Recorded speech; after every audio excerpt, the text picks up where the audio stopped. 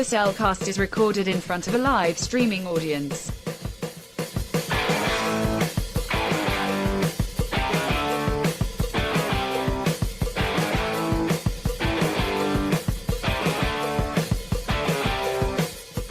Hello and welcome to another episode of The Cellcast.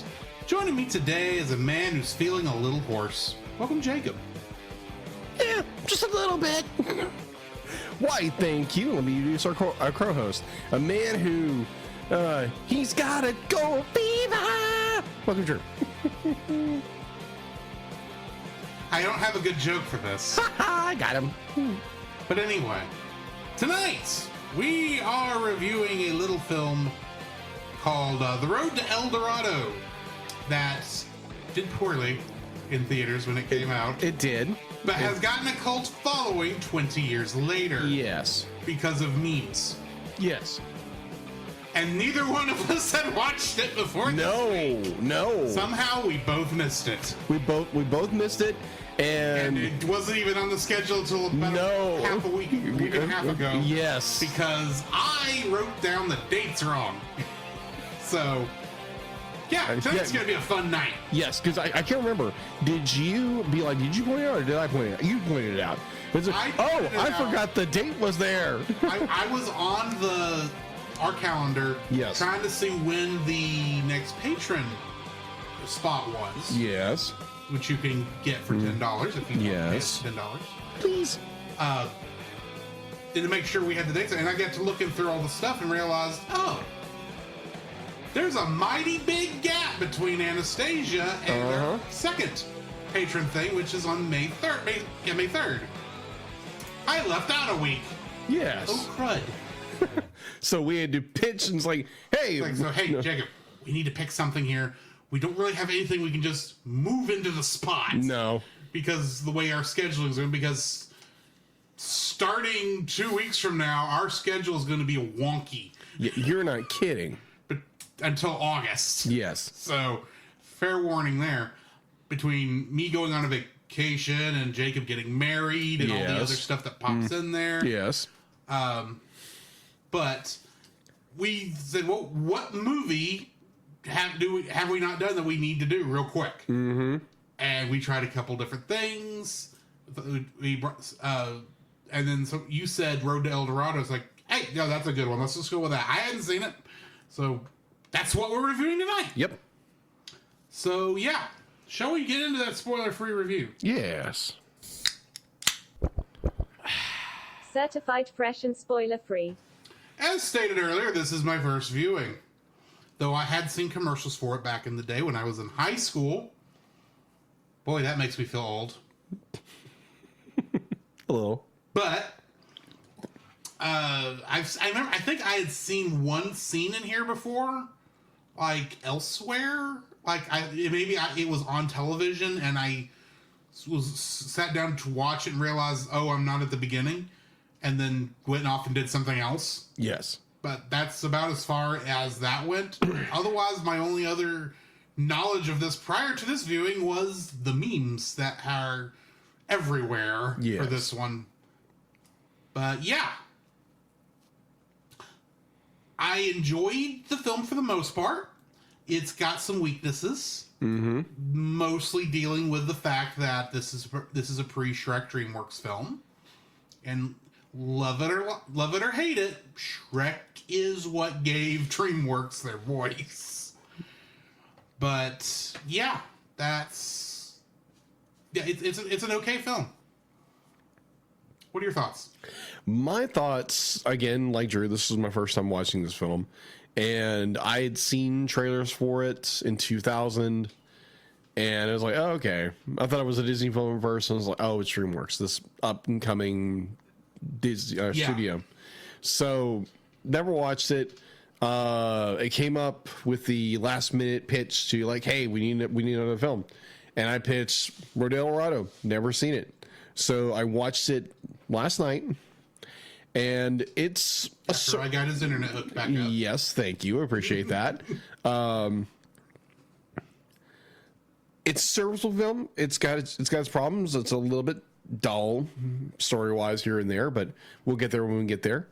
Other than that, like it's an okay film. It's not terrible, but it's not one of these grand masterpieces. And like you said, it's pre-Shrek. It's pre-Shrek. It's DreamWorks building its way to where it's Disney in the 80s. Pretty much. Yes. It's trying to be. Well, it's definitely trying to be Lion King in some ways. Yes, it is. Considering the composers for this one. Composers, Elton John and Tim Rice, who did that one. Yeah. It's got kind of the look to it. This came out in 2000, which puts it close to around the same time that Emperor's New Groove came out. Yes. So it's one of those weird films that happened to come out at the same time as another much more popular film. Yeah. That stole the spotlight from it. Mm-hmm. So, yeah. I know it's a cult classic. I don't think we're going to be in the cult. No. So, it's enjoyable. Do not get me wrong. It's enjoyable. It's just, it's got some issues. Mm-hmm. So, before we just start sounding like we absolutely hated this film, why don't we jump into the spoiler-filled review? Yes. The following is a spoiler-filled review for the film The Road to El Dorado. Listener discretion is advised. Road to El Dorado was directed by Eric Bebo Bergeron, who also went on to direct Shark Tale. Mm-hmm. That cinematic classic. It was also directed by Don Paul, in which this is his only directing credit, though he did work on the animation department for many films. Oh, okay. And there's an uncredited director's credit, which explains a lot to me. Yeah, that does. Katzenberg. Oh yeah, because Katzenberg was the producer, and he also has an uncredited as a director, which means he probably what Bergeron and Paul probably already had done. He probably screwed up because he has that tendency. Maybe. Well, all the other stuff from Disney before this, a lot of it we could attribute to him. That's true. That's true. I did watch a very interesting documentary over that whole feud with Katzenberg and Disney. It was really interesting. I can't remember the name of it, but I will, like, when I do find it, I will let people know. It's like, hey, go watch the documentary. It's really good. And it may put it in a different light than what I exactly remember. I just remember so many things when we were doing our research back in the day for other films. For the 80s and 90s era. Oh, yeah. Just Katzenberg! Katzenberg! Need to make that a shirt. Yeah. It was written by Ted Elliott, Terry Rossio, Carrie Kirkpatrick, and Philip Lazebnik. Getting into the cast, we've got Kevin Kline playing Tulio. Yeah. And in the movie Wild Wild West... Wicked wow! Starring Will Smith, not the television show from the 60s? 70s? I don't remember. 70s, I think. He played President Grant. Yes. Kenneth Branagh. Whoa, wait, what? President Grant. No, he didn't play President Grant. Yes, he did. According to IMDb. Kevin Kline?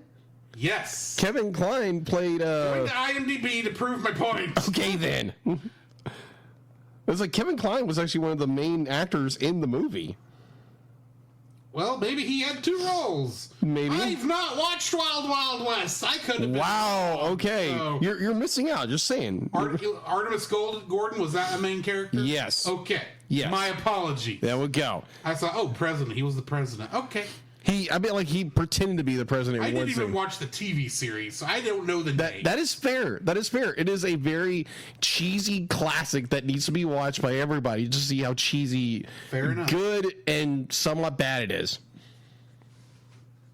Kenneth Branagh was the voice of Miguel, and he played Hercule Poirot in the most recent Poirot trilogy. Oh, yeah, that's right. Including Murder on the Orient Express, Death on the Nile, and A Haunting in Venice. I was completely unaware that was the same Kenneth Branagh. Mm-hmm.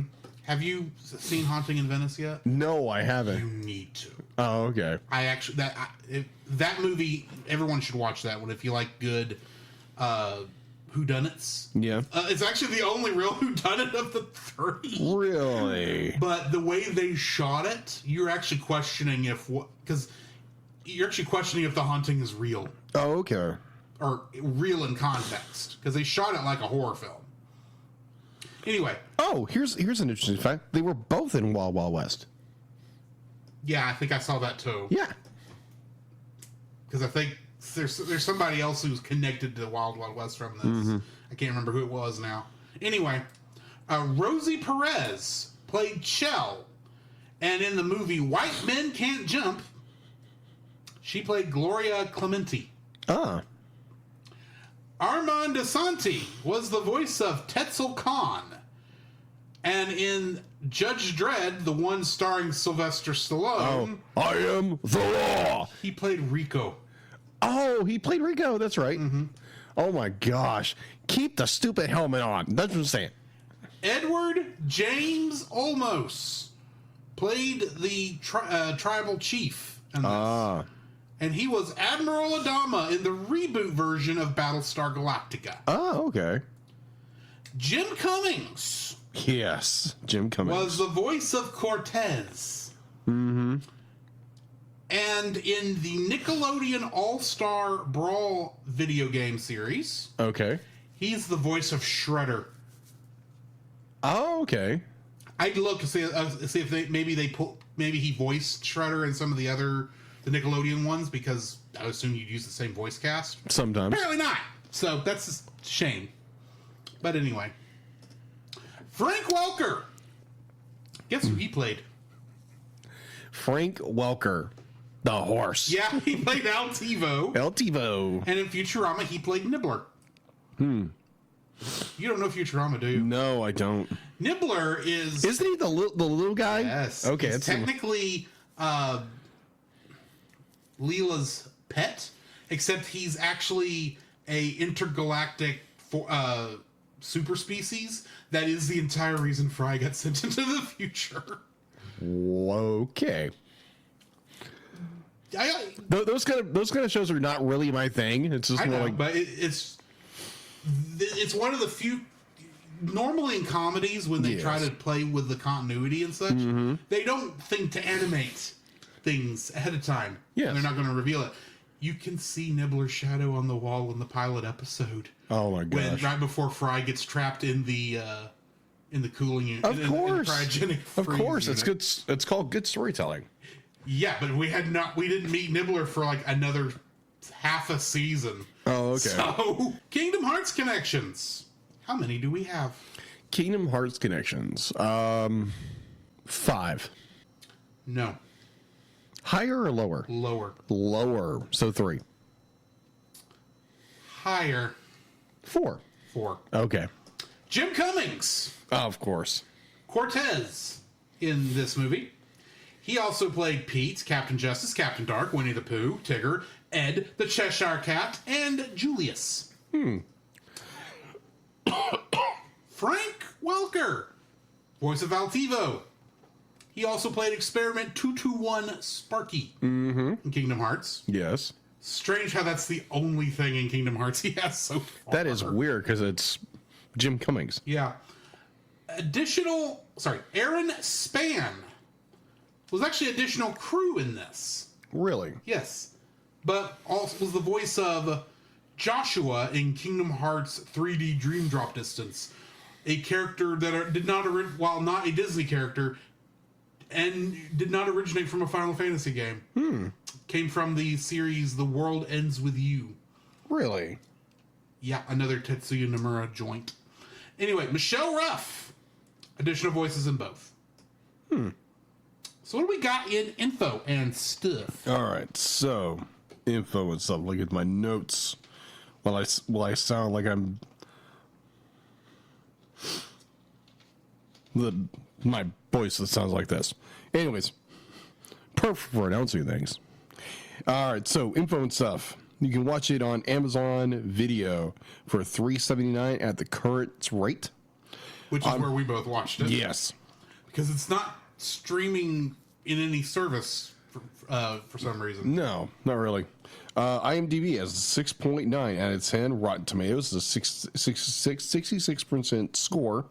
Production was, of course, DreamWorks Animation and distributed by DreamWorks Pictures. Runtime was 89 minutes. Release date was March 31st, 2000 here in the United States. Let's go to the box office. All right, had an estimated budget of $95 million. That's a pretty good rate. Let's just be that. All right. Let's see. Its opening weekend was on April 2nd, 2000, and it grossed $12.8 million. And according to, I think it's Wikipedia, I believe. So take with a grain of salt. Yes. It grossed 12.9 on its $12.9 million opening weekend, ranking second behind Aaron Brockovich on its third week. All right, so its U.S. gross was $50.8 million, and its international gross was $78.4 million. So I'm kind of borrowing from another show, aka I was borrowing from another show, aka Retro Rewind. Hi, Roy. Hi, Roy. Actually, from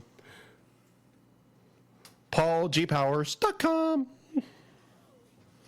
All right, so I wanted to add in the yearly ranking. This is in the year 2000. Where in the ranking of the top 50 films of the year 2000, where did The Road to El Dorado fall?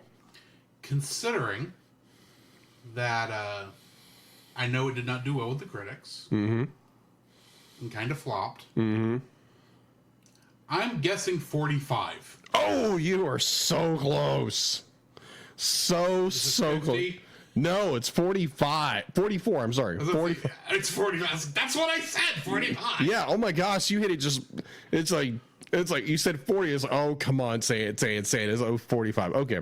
Yeah, it was 45. 45 for the year 2000. So, yeah, that, hold on.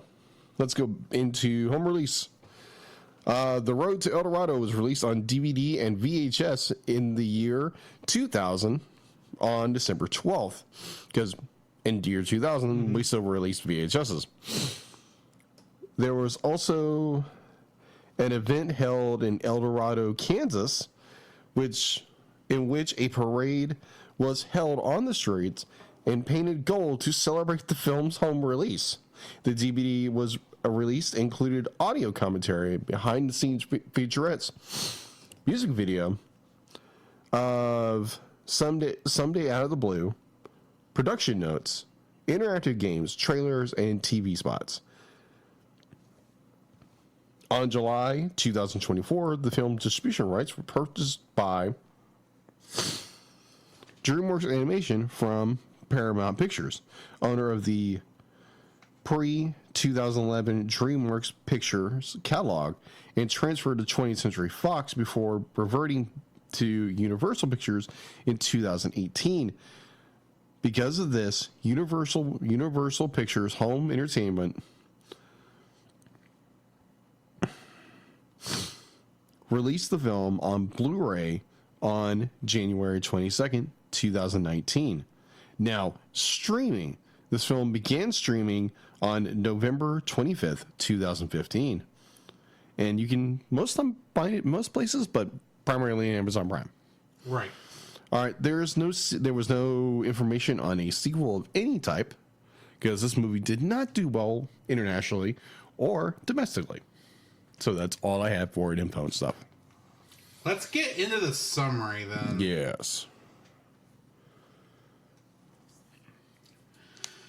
In 1519 Spain, con artists Miguel and Tulio win a map to the legendary city of gold, El Dorado. Without their loaded dice.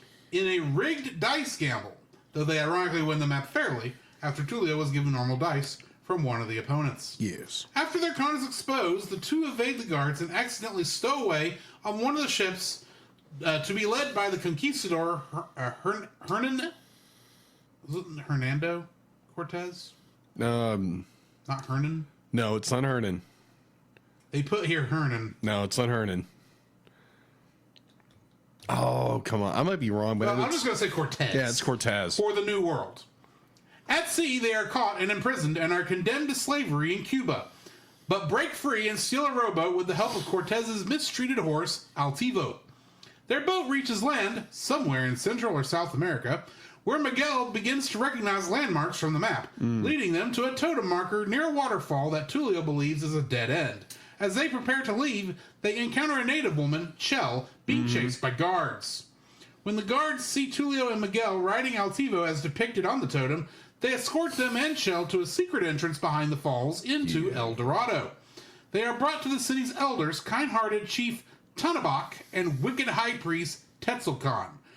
The pair are mistaken for gods when a volcano coincidentally erupts but simultaneously stops during an argument between them, and they are given luxurious quarters.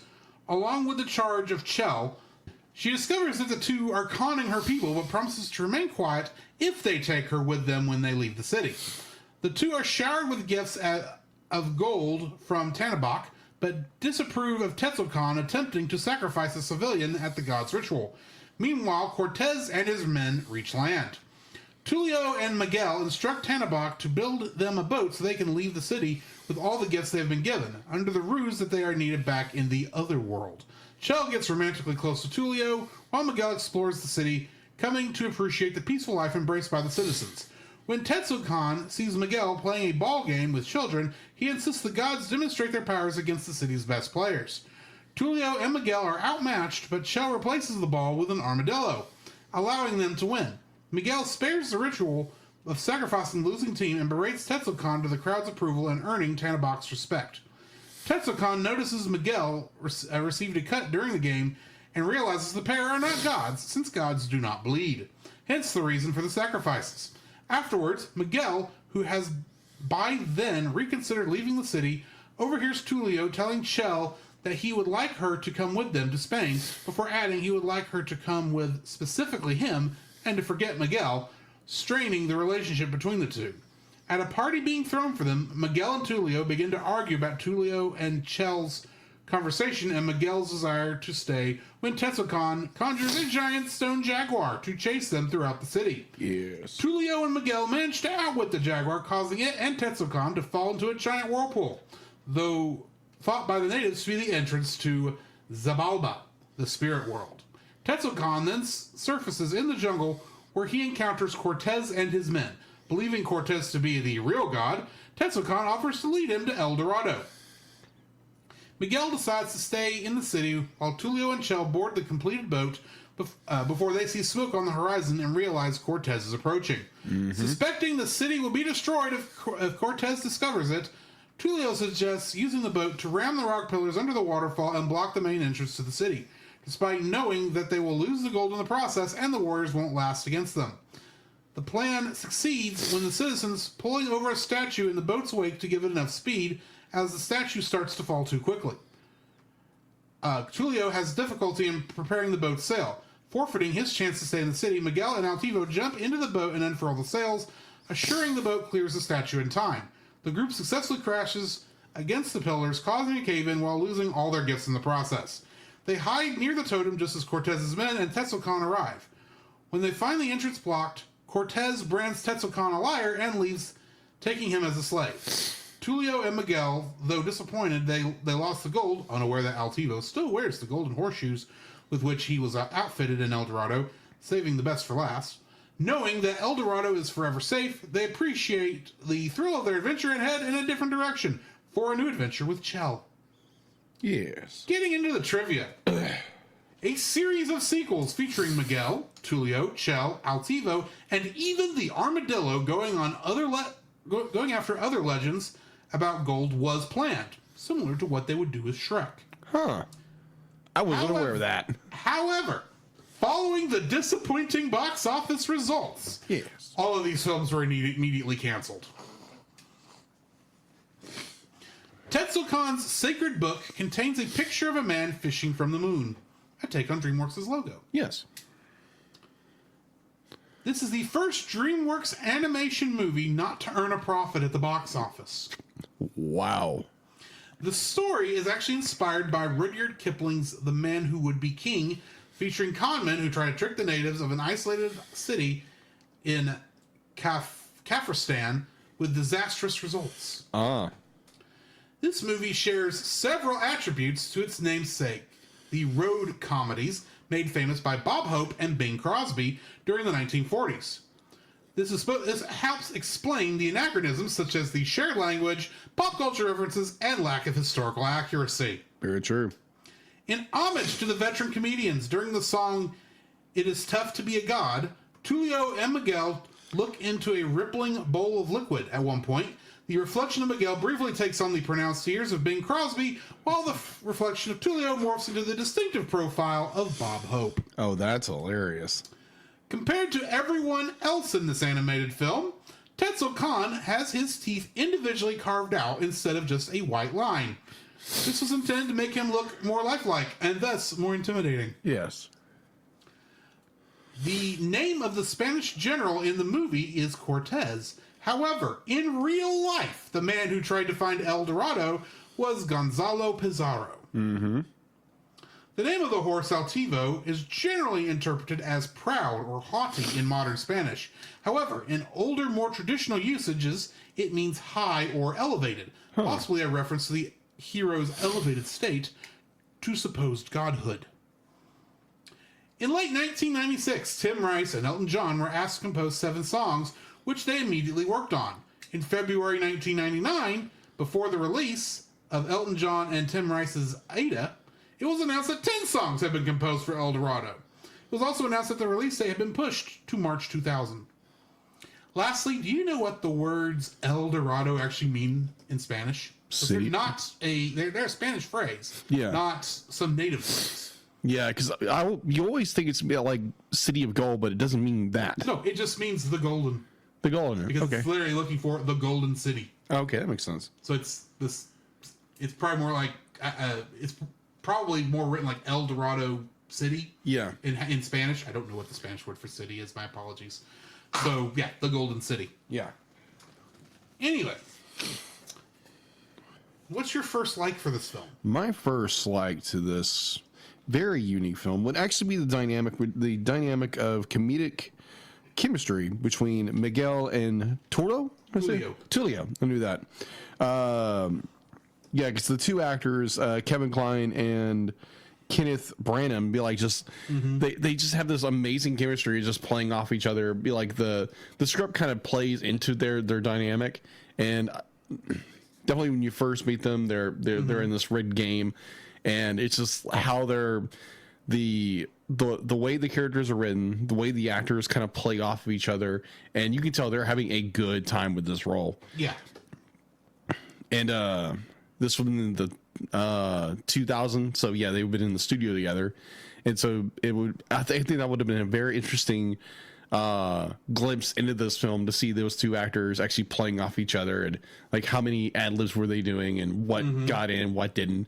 But overall, I thought the performance of these two characters, along with the voice actors, was very dynamic and very funny and very humorous, and showed the camaraderie between the two characters. So yeah, our two mains, and their voice actors.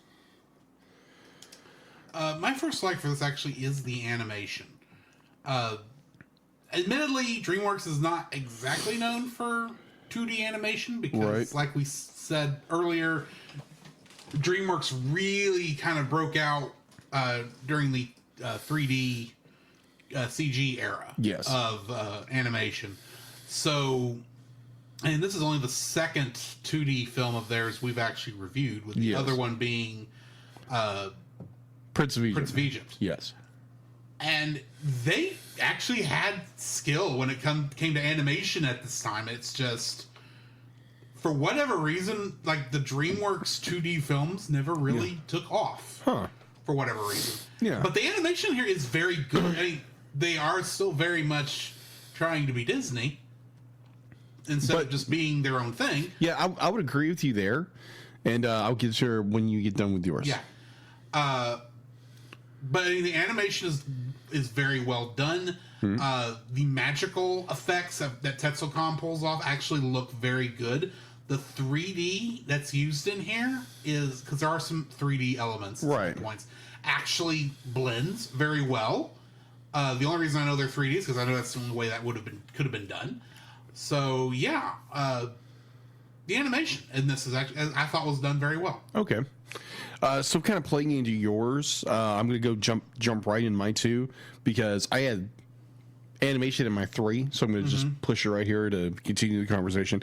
The animation is done very well because it's DreamWorks. DreamWorks is the brainchild or the love child of Katzenberg and Steven Spielberg, and wanting to create competition for Disney, and Katzenberg's desire to get back at the man of Disney. But the animation is very well done. It's very well executed, and it's got its own style, so it's not completely mimicking Disney. Yeah.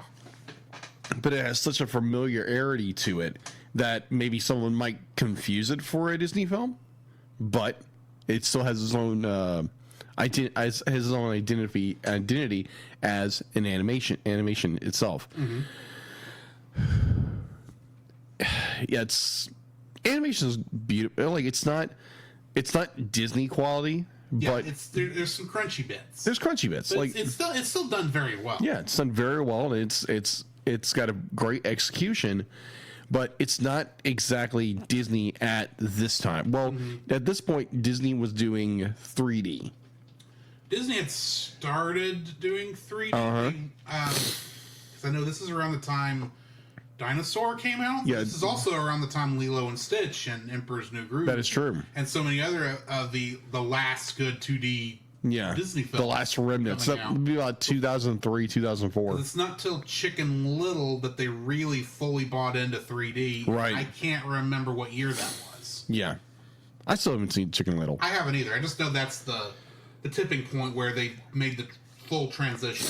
Right. But yeah, animation's done excellently. It's done very well. Because we have seen some films that were animation so poorly. Oh, yes. And this is, DreamWorks. This is early DreamWorks. And their level of arts, artisans, animation, artists, the whole enchilada is done very well for what they're doing. So yes, animation. My second like for this film is the writing, actually. You mentioned it earlier with the comedy between the camaraderie between Tulio and Miguel. There's a reason why those are the primary memes that have made it out there. Yeah. But there's rivalries all throughout this film because you've also got Tetsuo Khan and the Chief. Yes. They're back and forth, and they do a pretty decent job of hiding what's going on from us, and as they're hiding it from Miguel and Tulio. I would agree. Once you're in the city, but it's one of those. This is going to be a bit backhanded. It's just like, okay, we know how these things worked, and granted, kids may not have. At the same time, I do have to question, you're gonna bring up the sacrifices in a kid's film. Yeah, that's bold. I'm not saying, and granted, they don't show anything other than different people right before the execute their sacrifice. Oh yeah. But at the same time, I was like, you're gonna have to give some better explanation as to why this is doing, and not just murder. And granted, it is making Tetsuo Khan just look evil for evil's sake, which I appreciate, but I don't know. We'll get into more of that later. It's not the writing is pretty much, I think, serviceable. It's done very well, but yeah, the writing is good. Story, not so much. I guess is what I'm trying to get at. I know that kind of sounds weird, but anyway, what's your third like? My third like would be the soundtrack, actually, because the soundtrack itself is done tremendously well. The soundtrack is done very well with Hans Zimmer and John Powell. Yeah, because these are two very well known, even today. Like, these are very also worked on Lion King. They also worked on Lion King. So that's 4 songwriters who worked on Lion King. So the soundtrack, I'd be like, I found myself more often not listening to the soundtrack or the background, the music, the accompaniment to the animation more often than not throughout the film. And I was like, wow, this is done very well. Like, it's, of course, it'd be like it's Zimmerman and Powell. Powell? Was it right? Powell. John Powell. Yeah, John Powell. But it's got a good soundtrack. It'd be like maybe the Elton John and Tim Rice version, maybe not so much. But I enjoyed the. You enjoy the score. Yes, I enjoyed not more necessarily the song. Yes, I enjoyed more the score of this movie rather than the musical aspects of it. Mm-hmm. But yeah, the score is good. It'd be like it's done very well. It's done very. It has this level of professionals, obviously, with the composers and writers. I'm a music guy, so if I use the wrong terms, I apologize. But I like it's done very well. It's a very lovely score to listen to. I probably need to go and look it up on Apple Music and find it for myself, right, if it's there at all. You never know. But yeah, the score is done very well. I like the score. It's pleasant to listen to. It's not something that is going to jump out at you, but if you're paying attention to it, it's just like, okay, this is nice, because it has a lot of the more like cultural, musical. There again, I'm probably gonna use the wrong words, but using what the culture would have used in it, along with more modern 2000 musically accompaniment. Saying that right? Close enough. But yeah, the score is done very well. My third like, and if you can't tell, I'm kind of like having a hard time. It's not that I hate the film. It's just, it's an okay film. Yeah, I actually think I will go with Tetsuo Khan as the villain. Okay, I get that. He is evil for evil's sake. We don't get a lot of those. There's no redeeming this guy. And unlike most Disney villains, he doesn't get killed at the end. Yeah. But he may have got a fate worse than death. You do have to feel sorry for this guy, because he sees two sets of foreigners as gods, and he's wrong both times. Yes. So...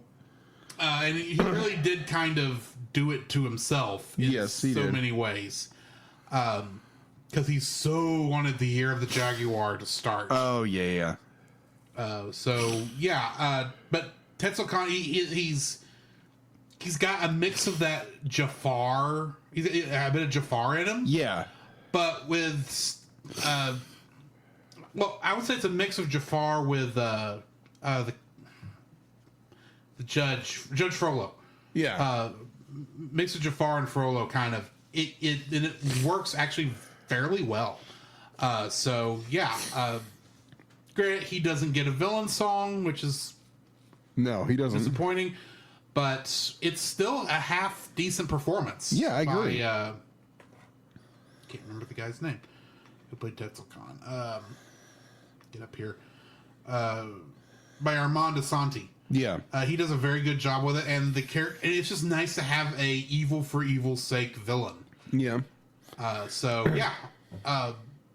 I'm going with Tetsuo Khan as my third like. Okay, so I'll jump off your Tetsuo Khan enjoyment for your third, and it's just like the way they use expressionism with his character, and like anytime the character was talking, it was at a certain different angle. You had this because the way they designed his forehead and the whole bit where it had this unique arch, and it was just like his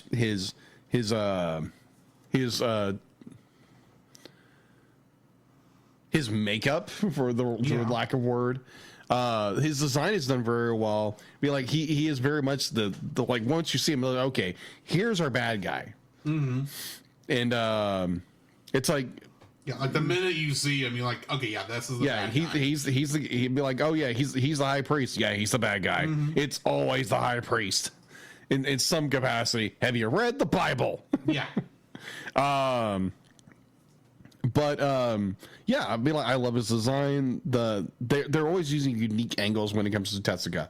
Every single time, be like using like this shot, this shot, and this shot. Be like, it's okay. That's because it was the use of animation, the use of angles with him, definitely with his very big nose, and it was a nice perspective of like every time he was in frame, they tried to make his character look menacing in some capacity. And he wasn't one of these like chuckling, like you said. He wasn't a mustache twirling. No, he wasn't a mustache. Still just an evil for evil villain. Yeah. He didn't have a grand plot or anything. Like he wanted the year of the Jaguar to come around. He wasn't trying to do for the best for his people. He was trying to do the best for himself. Yeah, exactly. We don't get a lot of that anymore, unfortunately. That is true. We try to put too much gray in our villains. That is true. Which, admittedly, this is from a time period where we were maybe a little too black and white with our villains. So that is true. That is true. So yeah, be like, I agree. Tetsuka is a very interesting, not forgettable character, but it's an interesting approach to a character who is not the mustache twirling, I'm going to take over the world kind of character. Interesting villain. Fair enough. All right. So dislikes. Yes. What's your first dislike for this film? Wait. Yes, you. You started off, so it's. But I gave my third dislike. Yes. My third like. Yes. How did we get off? Did you give? Yes, I gave my third. But I'm confused now because you started it off. Yes. Then I went. Yes. I think you may have thrown in a fourth somehow. I don't know how, and I'm not going to fight you over it. Right. I'm just confused how we ended on you and then came back to you for dislike. Sorry. Threw me. It's all good. What's your first dislike, though? My first dislike is the story is a little bland. It's a little bland. It's like a like eating a peanut butter sandwich, but the peanut butter and the bread is kind of bland. It's like, okay, I'm eating a bland sandwich. This is how this story is, because it's almost paint by numbers. It's a paint by numbers kind of story. It's nothing unique, and it's a story that has been told 1,000 times with 1,000 pens. And it's not even really being told that interestingly. No, it's not. But I mean, like I can see, because obviously the old story. There's only what 6 stories. 6 stories. A couple more than that. I can't remember the number. Yeah, 6 or 8 stories that are just generally reused over and over again, and the story isn't any different. There's nothing real. They don't change the game. They don't try to throw in something different. It's got a very generic story, generic plot, and yeah, it's kind of it's a bland story. Be like, it's a fun movie, but the plot's just kind of okay. We see this coming. Oh, they're doing this. Oh, okay. It's very paint by numbers, very predictable. Now, granted, if you're a young kid watching this, you're probably like, oh my gosh, this is so cool. But if you're someone like us who's been doing it for years, who grew up during the Disney Renaissance. Yeah, grew up during the Renaissance, and like being reviewers for 5 years, like you just see everything coming a mile away. So it's serviceable, but it's bland. Yeah. What is your first dislike? They're still in, quote unquote, the new world at the end of this, and they're acting like, where are they going?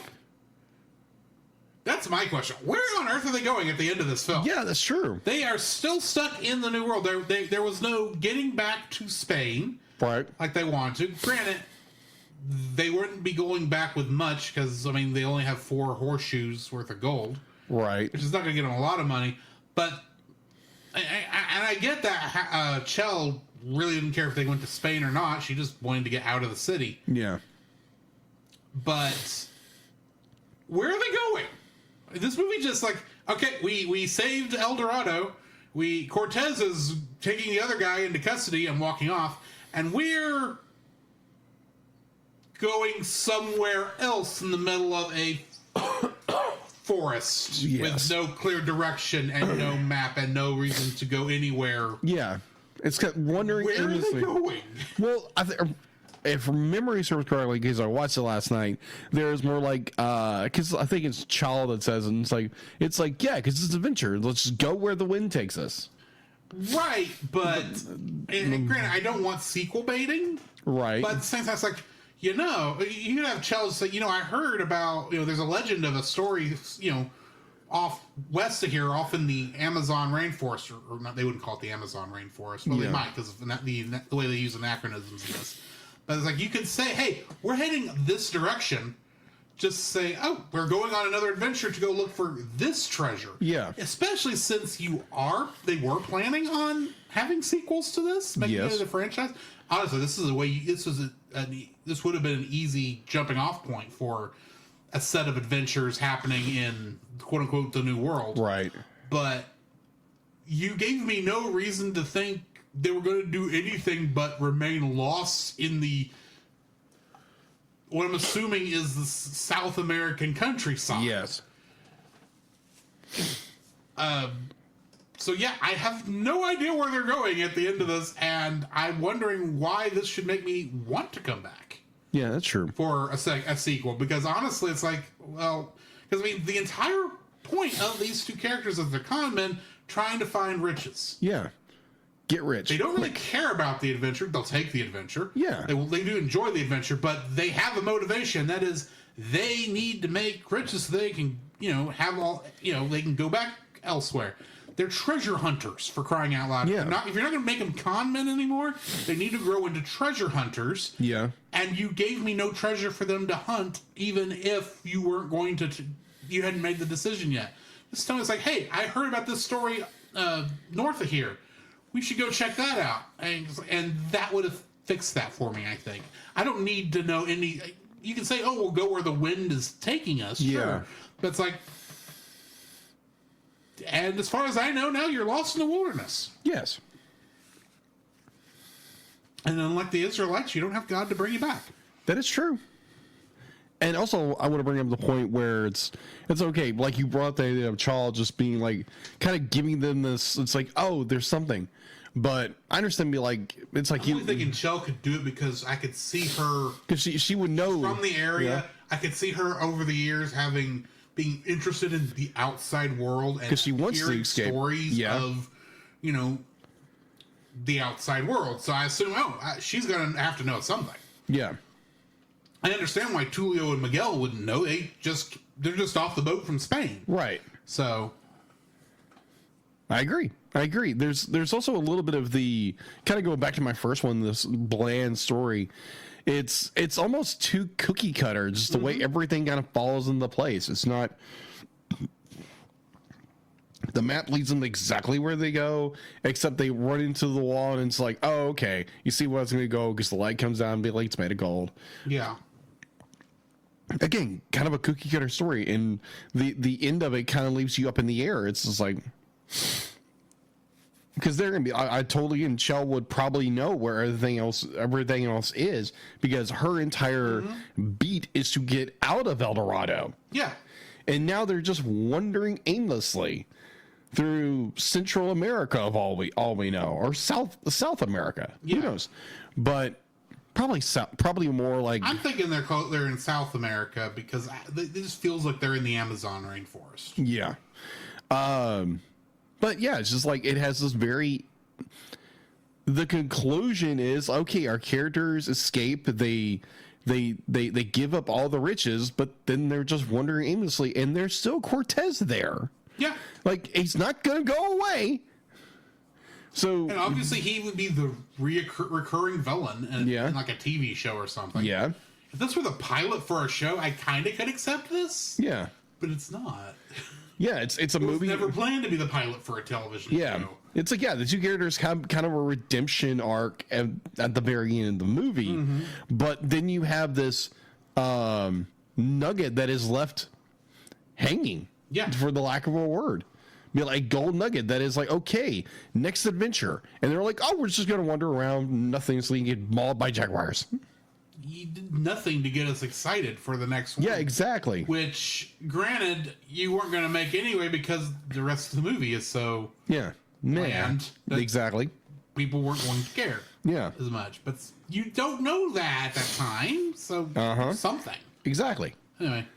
Like even the best movies or even the worst movies are going to try to tease you up with something. Yeah. Let's throw this line out of another adventure and see if it works. But they didn't. It's like, oh, we're just going to wander, the Amazon or wherever they are in Central or South America. And it's just like, okay, where are they going? Yeah. Adventure awaits. Right in the hands of a jaguar or Cortez. Or somebody else. Maybe another native tribe might come and get them. They got eaten by El Chupacabra. Yes. But anyway. Yes.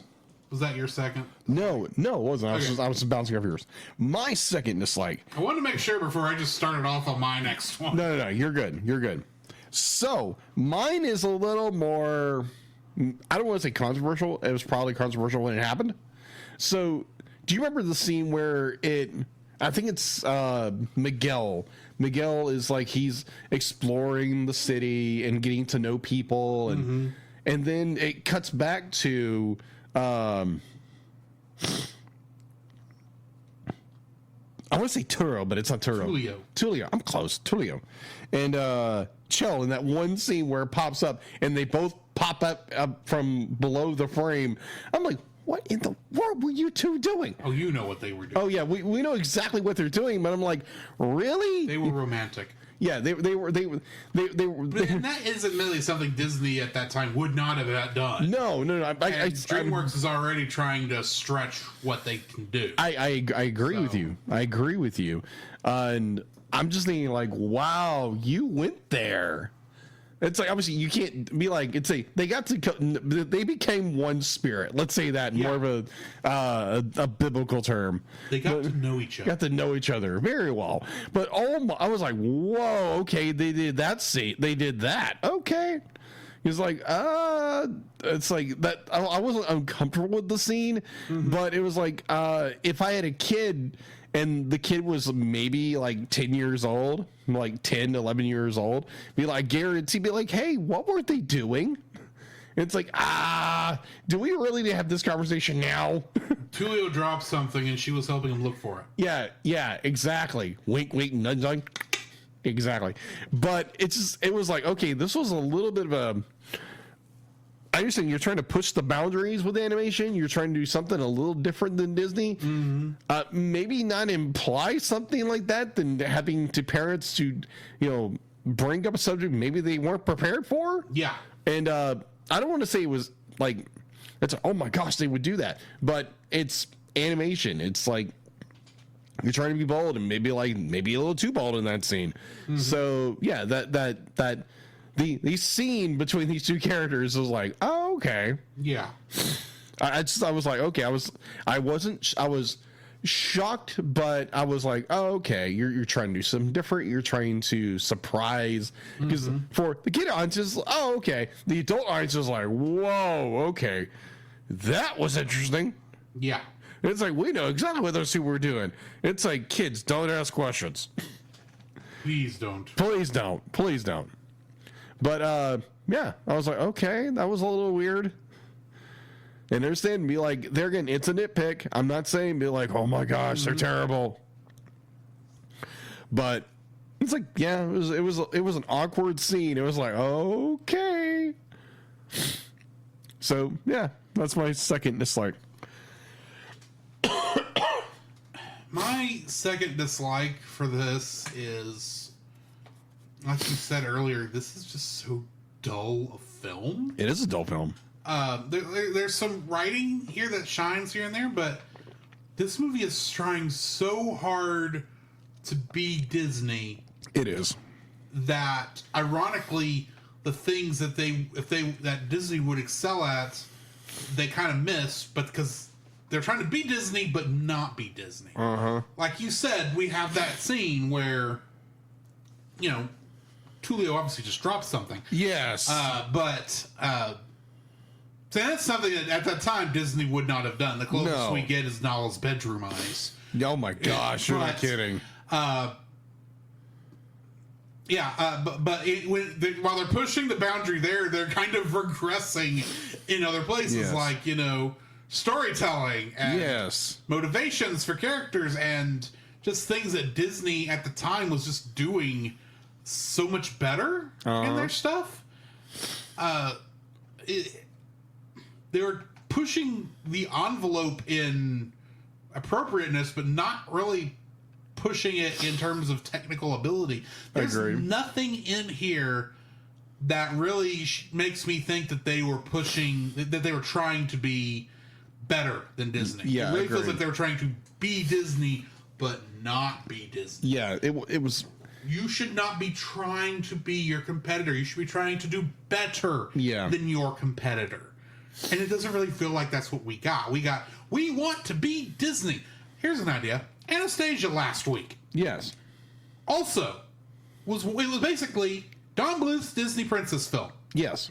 And more to it than that. But Yeah. the thing is, that pushed what that meant. Yeah. It is still playing the Disney princess tropes, but it was trying to push the story. It was trying to tell a more realistic story. Granted, Disney did try to do that with Pocahontas a little bit, but at least Don Bluth tried to produce a film better than what Disney could produce. Yes.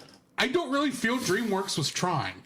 They weren't trying to push better the envelope. film than Disney. Yeah. And honestly, I think this is a problem DreamWorks has for a while, even when they start being successful with like Shrek and such.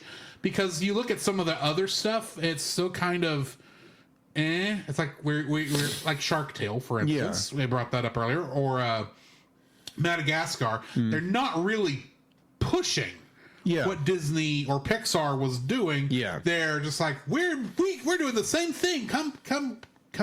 We're budget Disney. Don't be budget Disney. Agreed. Be full price DreamWorks. Yeah, I don't know a better way to put it than that. Yeah, no animation studio should be trying to be just like their competitor. They should be trying to do better. Yeah, and that's actually my biggest issue, I think, with this film is it's not trying to be better than Disney. Yeah, it's just trying to be Disney. Agreed. Well, it's similar vein to what Illumination would do. Illumination, Illumination had the same problem until recently. Yeah, because Illumination would just put out very safe, very generic, fun films, but they're not trying to push the envelope. They're not really competing. No, they're not. Just like, we're the same. Come watch our films. We've got the little yellow corn pops as characters. Come watch us. And you're like, oh, by the way, we got Mario. Oh, okay. Yeah. Maybe getting a Link movie later on. We'll see. That would be interesting. There's been rumors. Does it have rumors enough to have pause in traction? Eiji Aonuma, who is the director for the Legend of Zelda series, was seen at Universal Japan's theme park when they were touring the new upgrades for the Mario World. Okay. Like there may be more, or Super Nintendo World, I should say, which has been primarily Mario themed. And there's been some other stuff that's come up about that, but it's like, or he just wanted to go see a really, really good Mario park. And went with the Nintendo people going there. I get that. Yeah. But at the same time, it's like, there are rumors. Yeah. We don't know if they got traction yet, but there are rumors. Anyway. A little bit of rumor news there. Yeah, that's my second dislike, is they're not trying to be their own thing right now. And even when we get into things where they are starting that with Shrek, and there's still going to be places where they're being too safe. And this is just... I think this is like the kick in the pants that they may have needed. It's like, you can't just be Disney. You got to be better. Yeah, agree. Do better. Try to be better than your competitors. Always try to be better than your competitors. That goes for all you movie studios out there right now. Yeah. So to quote a influencer, Joe Swell, do better. So what's your third dislike? My third dislike kind of, it ties in a little bit with my second dislike. Chal herself. Chal is this character who is drawn very well. Let's just, be there, right there, very. She's an obvious love interest. She's an obvious love interest. Yeah, she's a native love interest for one of our characters, and she's supposed to be this guide and try to help them through this and this and this, but really doesn't really do much except she's a love interest to one of our characters. Yeah, she doesn't really do much. And now, granted, this wasn't the era of strong female empowerment. Well, it was for Disney, at but the beginning, of that time period. Yeah, because Disney was already doing that in the 90s. They were starting to, because you had things like Pocahontas and even Jasmine to some degree in Aladdin. Yeah, Jasmine, Little Mermaid, that kind of stuff. Yeah, but it was more of a. If I wish they could have done more with Belle, exactly. That's what I kept thinking. But there's a part of me really wish they would have used this character a bit more instead of just being a romantic interest and a quote unquote partner that is going to help them when she really does nothing except just winks and nods and says one thing to the king. And that's about it. She really doesn't do anything. She's a background character for the most part. Now, for those of our listeners or those who watch and say like, well, Chaw was this and this and this. I get it. Be like, there again, I don't have nostalgia for this film whatsoever. And that's watch probably it. What's hurting this film for both of us the most is we have no nostalgia. We have no nostalgia for this. And it came out, this movie came out in 2000 where I still had an interest in animation, but it was more like meh. You know, I'd be like, I was more into anime at that time. Yeah. You know, that was the. I was the same. Yeah. So, there again, I have no nostalgia for this film, so I don't have a. It'll be like, well, this and this and this of the character and who she is and this. But to me, she's a very bland, generic character who all her role is. And I hate to say it, she's just a romantic interest character. She does nothing that is going to strike me as, ooh, I'm interested in this character. Or, ooh, she's another part of the con. Yeah. Trying to get the gold and leave El Dorado. Why in the world is she still there? Be like, is she stuck there? Because we get introduced to her. She's a thief. And then she basically does nothing. Yeah, she literally does her. Well, I say she does nothing. That first interaction where they're being gods and they're going to sacrifice the guy. She is at least giving them some heads up. Yeah, a little bit. That's about it. I wish the character was a little more interactive instead of just being this love interest to one of our characters, and had a little more. What's the word? Self-interest. A little more self-interest. Like, obviously, she wants to leave El Dorado. But that's about it. There's nothing to this character. And be like, she's a very well-designed character. And be like, she's very much like, ooh. Be like, hey, I want to be with this character. And be like, it's obviously romantic interest. Like, I keep repeating myself. But that's all she is for the most part. I'm sorry. That's all she is. And, it's like, come on, guys. Make our female character a little more interesting than just the quote-unquote love interest. So, yeah. Chaw is kind of a semi-forgettable character. Yeah. Be like, she's got a good design. Do not get me wrong, a wonderful design. I'll probably use that in the thumb art for this week's episode. With a certain spy who's trying not to pay attention to her. Right. I just find that kind of funny. Okay. My third dislike for this film kind of related to yours. Okay. Chell is the only person who it's painfully obvious to that Miguel and Tulio are not gods. Yeah. Now, granted, the chief kind of knows. The chief kind of... Very sly about it. Yeah. But it took him a while, I think, to come to that realization because he's as much on the god train as everyone else is when they first show up into town. Right. Now, why does nobody else question, are these actually the gods? Yeah. I get why Tetsuo doesn't. Yeah. Because them being gods supports his claim. Yeah. Up until, they see him get cut. Yeah. Or he sees them get cut. Yeah. But maybe it's just me. Okay. Miguel and Tulio are not doing a good job of pretending to be gods. Well, yeah, of course not. That's the joke. That's the whole stick to That's it. the whole shtick. And it's like, there's nobody else questioning this. Right. These two random white dudes, or Spanish white dudes. Spaniards. Who are acting like normal people for the most part, treating you like human beings and not treating you like the way gods in that culture would be. Why is no one questioning this? It goes against everything they know, and I'm not saying they have to immediately not believe that they're gods. Right. I'm saying, why is no one saying, why do we are not worthy to be to this? Why are we not getting anything like that? It's just like, oh no, the gods see me, I'm going to run away. Because Tetsukan says they're going to sacrifice, they're going to want sacrifices, despite the fact they stopped the sacrifices like multiple times throughout this film. Why is Chell the only one, Chell and the Chief, the only ones really that we see actually Are clued in. Figure out these are not gods?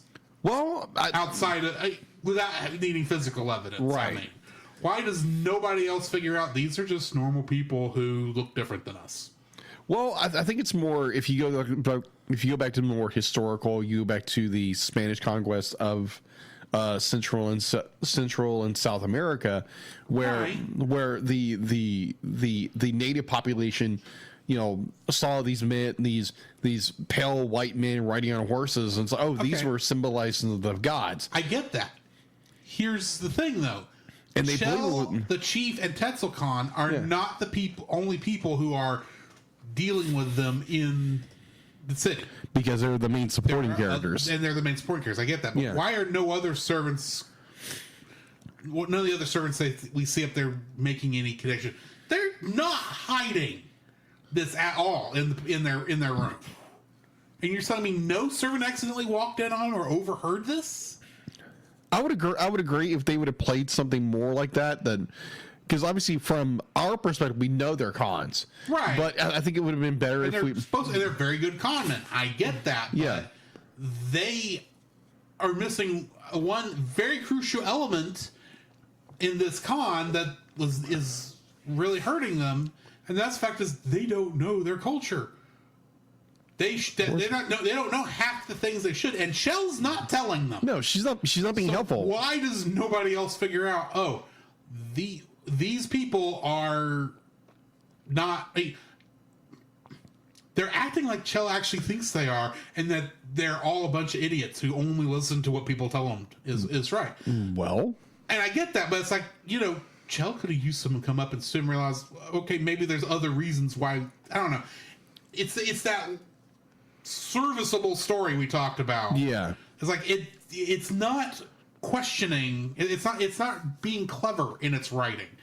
There's things they could have done and to get us like, okay, yeah, we get half this. Realize, okay, you're not gods, but we need to play the game, and maybe that would get too many people against Tetsukan at an early stage. I don't know, but it just annoyed me that there's only two smart people who figured out they're not gods in the whole film until Tetsukan realizes it when he sees one bleed, because gods don't bleed apparently. Right. Well, I would agree with you in an extent, but also like an historical fact, or like within even cultures and stuff, definitely cultures of that era, it was more like the high priests and the kings and the lords would say these men are gods, and be like, do not question them, do not come approach them, because otherwise you will die from their wrath. So, and then you would have characters just like the general populace, unlike Miguel, who later on goes on just has a grand time among the people. It's more these people have been subjugated to believe anything their leaders tell them, and so that's why they have this almost a reverent fear for them, even though they might see them as a normal person, but as their culture demands, these are gods. You have to respect them, even though they're not really gods. I get that. Yes. The problem is they never come around to the idea when those two leave, everyone except for obviously what's her name? Chaw. Obviously Chaw, because she went with them. But even the chief was like, okay, yeah, they're not gods. No one else in that town is even thinking that, despite the fact they have been working with them and realize, okay, yeah, these may be good gods, at least for some of them, but some people should be going, oh, they're just good guys. I don't know if they're gods or not. There's never... I get what you're saying. Yes. Don't get me wrong. Mm-hmm. I'm just saying, could we get, like, maybe not that they're not gods, but maybe we get a little less of the fear that seems to be prevalent throughout the whole film. There's a little bit with Miguel gets a little bit of, like, among the people, nice with him because he did go out and deal with them. But you know, once you realize one's friendly, the other one's probably friendly too, since they are friends. Yeah. So I don't know. It's just like it feels like they could have done more with them pretending to be gods than they did. And to me, it's like as little as they did with it, somebody else should have brought it up. And I'm sorry. The crowd never turns on Tetsuo Khan. Never. Yeah. He gets thrown out because Miguel tells him. Miguel's the one who gets him thrown into the whirlpool and he dies. Mm-hmm. But nobody, and everyone's happy to see him gone, but no one really turned on him. No. He never, no one ever turned on him, and to make his revenge bringing Cortez there actually feel like it really didn't have weight. Him finding Cortez, other than I found another Spanish man who kind of looks like a god. I'm going to assume he's a god. I'm not going to have learned from my past mistake that maybe these are just real people. Yeah, especially since he's. Well, they did so little with the whole gods thing that I don't even know why Tetsuo Khan is still believing that these white men are gods. Yeah, I would agree. I would agree with you, especially since none of them saw them. I get why they thought Tulio and Miguel were, because they mimicked the pillar exactly. Oh yeah. So I get where that connection was. I don't know. It's just like they did so little with the concept. Fair. They might as well have just been kings. There was no. They didn't really play with the divinity aspect of it, I think, at all, or them realizing, these guys aren't really gods. Well, what else? I would go with I think we are starting to talk in circles. We are, in a way. I think with how they approach. But like, obviously, when they first get there and people believe they're gods, they'd be like, Tetsuo Khan believes they're gods, the king believes they're gods. And throughout the course of the film, we see all of our major support characters start to realize there's something up with these characters. They're not who we think they are, but like the king starts to get it a little faster. Right. Tetsuo Khan is more, he's so there's physical evidence. Yeah, exactly. Because he's blind to it, because he really wants them to be gods, so that the century will turn. Mm-hmm. But and I know what you're saying. It's like, the main people, they probably would not even question it, because most of them probably aren't even dealing with the guys. They're just normal people going about their business. Oh, those are gods? Cool. I'm going to still continue playing ball with my buds until we got to fight them later, and then be honored that we're being sacrificed to them. Oh, we're not being sacrificed to because they don't want sacrifices? Okay, cool. Yeah. And I'm like, but it's like, why is it's just there's some of the extras, I'll use that term. Some of the extras who are closer, who they are dealing with on a regular basis. Granted, I get it, they're extras. You don't really get much time on them, but on what they actually think, I get that. I just want. I just wanted there to be more to it. Fair. But like you want more of the. I want them to actually do something with this concept, because they really do so very little with it. In my opinion. Okay, fair enough. That's what it comes down to, and that's why I say, why does nobody else figure it out? It's because they do so little with it. There's no proof that they're gods. Yeah. It's one instance where they happen to do something and the volcano appears to react to what they're doing. It's like, give me more of that, where it's like, Give me a point in time where they're trying. Well, maybe they decide, oh, we're not gods. You should be listening to us. And every time they go and try to do something reacts that makes it look like they're actually gods. Oh yeah. Do something fun like that. Maybe even get to a point where it's like, maybe we are gods. Oh, and then you get your knees knocked out from under you. Yeah, exactly. Honestly, I see it. I see got it. away with the con for the most part. Yeah. And that's what annoys me. I wanted them to. The con people to fail, but them still being such good guys that they don't care. Okay. And I never felt like we got that. Okay. Fair enough. Anyway, moving on. That was good. Before we get into another circle. Yeah, we'll get into a circle of just back and forth. Because I Yes. get what you're saying. It's just I wanted more than what we got. fair. That is completely understandable. Do you still have... No, mine was the last dislike. Yes. What are you rating this film? I'm going to give it a solid 5. But like it's a serviceable film. It's not one of these films that, oh my gosh, I'm going to watch this again. I might try to download the original score if it's available, because most of the time these are not available for the most part. Yeah. But it's like it's a serviceable film. Like you said, it's kind of a run of the mill, paint by numbers kind of film. You can see things coming from a mile away. Kind of film. I get your point. I get your point of maybe the con being a little more that everybody picks up on it and everybody doesn't, and wanting more of these characters to be exposed for the frauds they are. Yeah. In a way, but I get it. I may slightly disagree with you here and there, but yeah, the movie is serviceable. The animation's serviceable. The plot again is dull, kind of boring, paint by numbers, and yeah, it's a 5 for me. What are you rating this movie? I think I'm going to give it a 5 also. Oh, okay. It's a dull film. They don't do... They introduce a lot of cool concepts, but they don't do much with them. Yes. And for me, it comes down to the fact that the con artists, in my opinion, the con should have failed, not immediately, but around the time that Tetsuo Khan realized it, everybody else should have realized it too.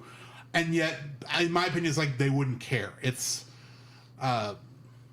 That, in my opinion, that's how this should have ended. It's like, okay, yeah, you're humans, but you still saved us, so it's not the will of the gods. It's just human ingenuity and this thought process that saved us from invasion. That's, I guess, what I kind of what I wanted. But it's such a paint by numbers story that was never the concept. The fact that we have 2 villains and one of the villains is barely in the film. Yeah, agree. In the form of Cortez, it's like. I just he was never a threat, and that's what it comes down to. Is this movie did not have many stakes. Agreed. And that's its biggest issue. So especially since they're got a con going where they're pretending to be gods, that should be the biggest stake, because that should mean if they catch you, you die. Yeah, you get sacrificed to the real gods, and. Yeah, that would have been more. Never comes up. No, it doesn't. But like, it's brought up in the very beginning, but through illustration, but it's never really a looming threat. Right, and that's my biggest issue with it, and that's why I'm giving it a 5. It's got great animation. The like you said, the score is good, but everything else is so middle of the road and not trying to be better than what they're copying. Fair. The style they're copying, and they're not trying to be them. And that's just why it comes down to being a 5. It's like it tried but failed miserably. Okay. But yet still succeeded in a way. And I get why, if you saw this as a kid, why you like this film. Don't get me wrong. I'm not saying don't like this film. I understand why the memes exist. It's just without anything else, without the nostalgia to hold it up any higher. Yeah. Than where it can stand by itself, it just doesn't get very high for me. But it's not really badly made, so I'm giving it a 5. Fair. Next week, yes, we have our second patron pick. Yay! By Edwin Gonzalez. Yeah, thank you. And that movie is Fire Breather. It is a Cartoon Network straight to TV film about a superhero film that is actually, there's an Image comic, I believe, based on it. Okay. So, yeah, join us next week for that. We're going to do our intermission right quick. So, join us on the other side, and we'll be able to talk about what we've been watching, some news, and some Spy Family. Yes. This podcast is a proud member of Culture Box. Whether you enjoy geeky reviews, comedy, or original fiction, you can open up the Culture Box and find something excellent for your soul. Point your web browser to culturebox.media. This week, we suggest checking out The Rushmore Show. The Rushmore Show is the place for ranking the ultimate top 4 in sports, video games, nostalgia, movies, and so much more. Each week, Andy and Kirk spark engaging discussions and friendly debates, making The Rushmore Show your compass in the realm of pop culture rankings. You can find more of them on their YouTube channel, The Rushmore Show, where it's all about your top 4 and nothing more. The Cellcast would also like to thank the following patrons: Ashley and Francisco Ruiz, Book of Gaming, PaulJPowers.com, and the Monster Island Film Vault. If you would like your name shouted out on the show, special art from Jacob, uncut episodes, and for a limited time, exclusive reviews of X-Men 97. You can join us at the $5 level on Patreon, and if you pay us an additional $5, so the $10 level, you can force us to review something within reason, much like Edwin Gonzalez did. And you'll note that, well, despite the fact that Edwin Gonzalez is no longer a patron, we are still doing the one he paid for. So, yeah. As long as you pay us $10, we'll do it eventually. Exactly. For 2 more spots. Anyway, join us. So donate to us on Patreon if you wish to. So Jacob, I have a question for you. What have you been watching? What have I been watching? So I finished DuckTales, the reboot from 2017. It's really good. It's got a good first season. The second season's kind of a... it's good. Do not get me wrong. There are so many good episodes. They bring in Darkwing Duck. They bring in... like the rest of Disney Afternoon characters, Chip and Dale Rescue Rangers, Tailspin, Gummy Bears is like, yeah, they use the potion. They use the potion to bounce, which I found very interesting. The first season's done very well. It's got a lot of these really, really good, nice little twists here and there. The second season's kind of like, okay, we're going this route. Right.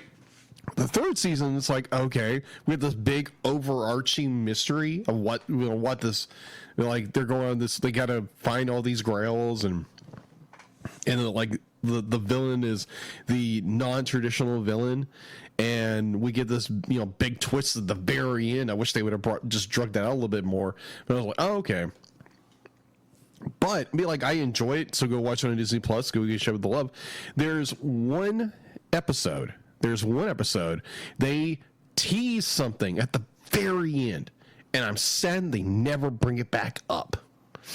So in season 2, in DuckTales, the reboot series in 2017, Darkwing Duck is a show within the TV series.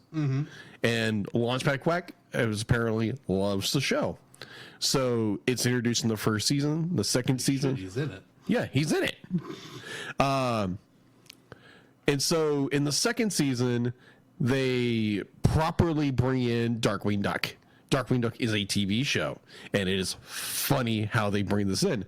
And a character named by Jim Starling, voiced by Jim Cummings, as Darkwing Duck.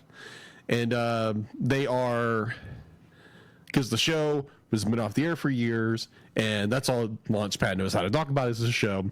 And apparently they are going to do a hard reboot with a movie without Jim Starling as Darkwing.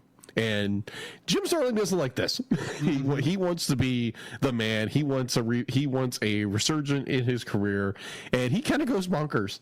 And there is this, oh my gosh, I don't know why they left this fruit hanging.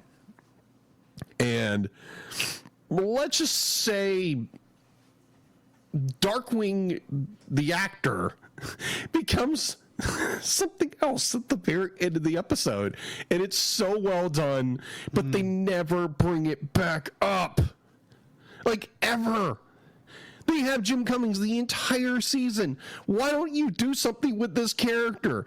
Like, great introduction, and you're just left hanging, and it's like, they're doing this. They do nothing with the character. It's like, this could have been the greatest thing ever. You could have done 2 episodes of, this character versus this character, and oh my gosh, it would have been great. But they do nothing with it. And season 3 starts, and you have this entire build-up from season 2, and it's left. I'm like, okay, I understand you want to do another adventure, but you have to acknowledge what you did in the second season. And it's just kind of like, I still enjoy the series. Do not get me wrong. I think the second season does a great thing because it continues off what the first season does, but it does this very generic, we're going to do this. Oh my gosh. And then they suddenly switch to doing this. It's like really weird, but, it's good. Do not get me wrong. I mean, I love the, mergence of the different parts of the Disney universe. There's a great scene in the 3rd season, the final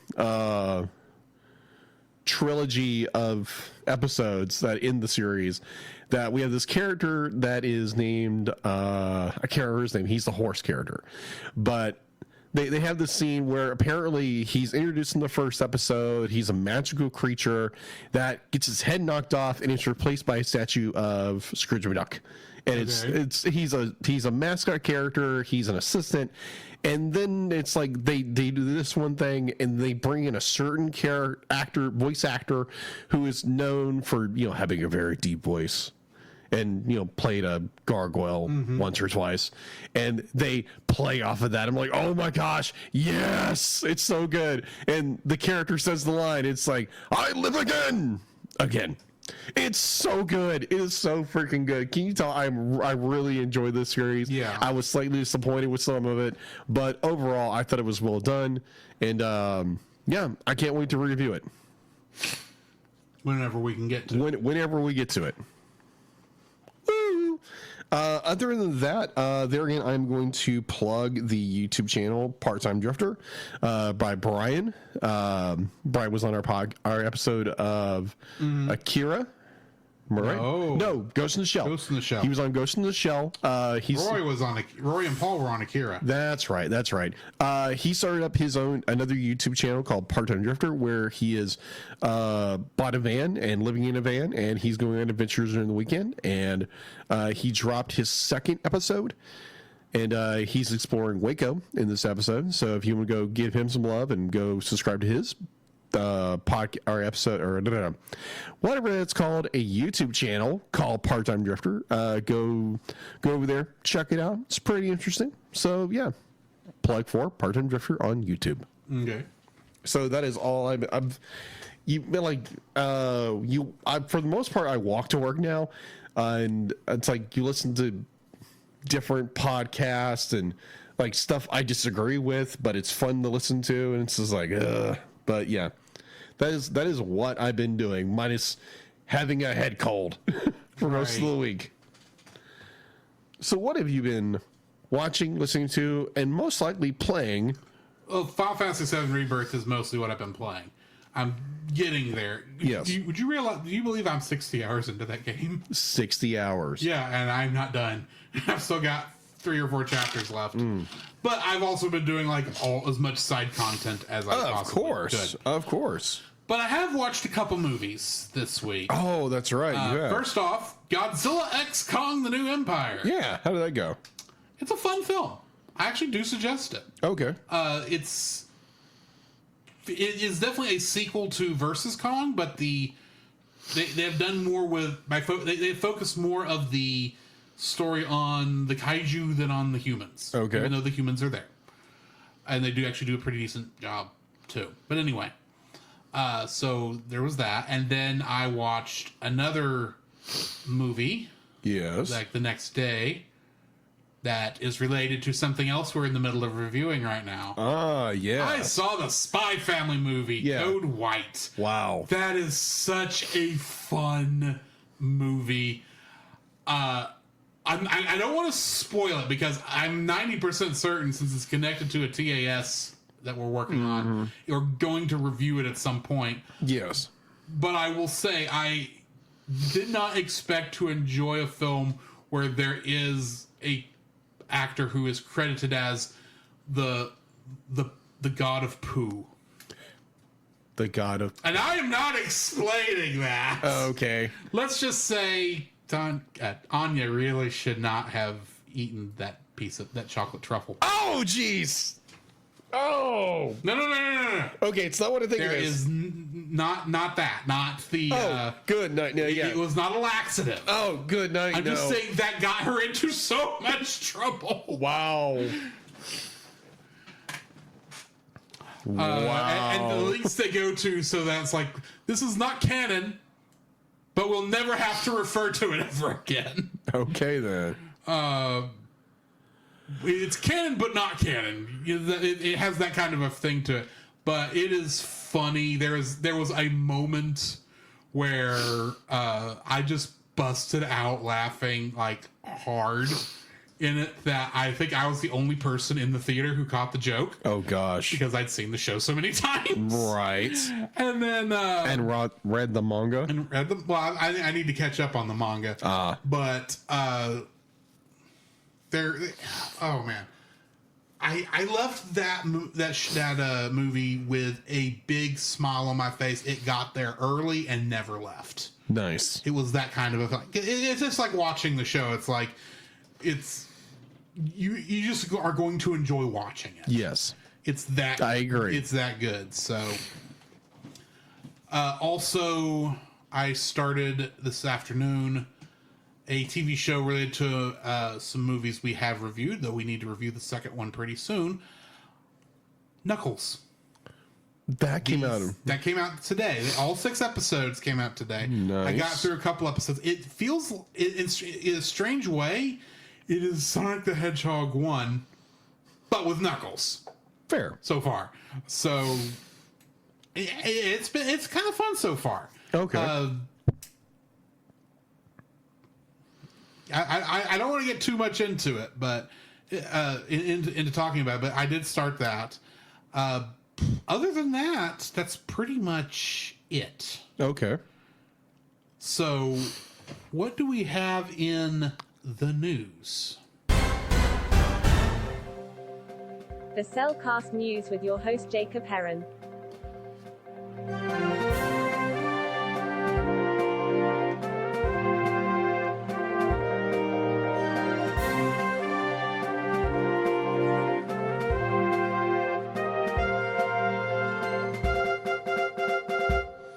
Why, thank you, D-Lit. And going to the bit of news that Drew already mentioned it, that Spy Family or Spy X Family, Code White is now in theaters. Is it a limited run? I don't know, because it's being released by Sony Pictures. So it's not a Fathom event. Oh, okay. So it should be in theaters for the duration, I believe. A couple weeks, I'm assuming. A couple weeks. But yeah, that's on theaters. Obviously, Drew was gloating over it. And I was a week late because it's been out for 2 weeks. Wow. So I didn't realize it. Yeah. So yeah, that movie's out. Or this is its second week, I should say. Right. Now you've told me that this movie, like, if you haven't seen the entire series, you'll probably be a little lost. Or you won't know who Spy Family? Yeah, Spy Family.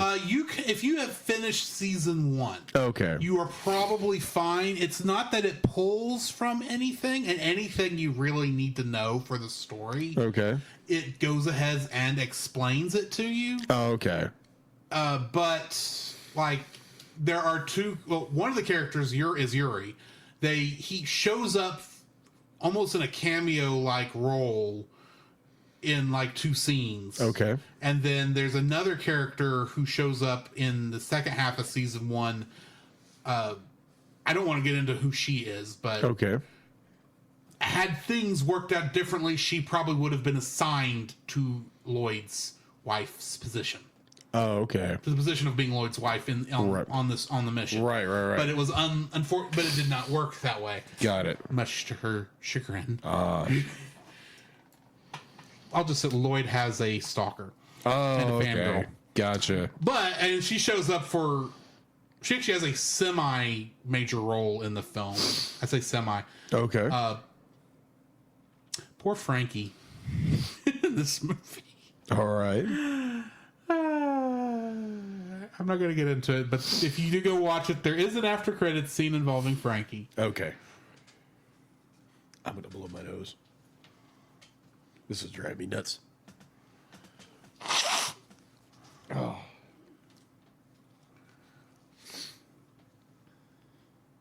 Cow.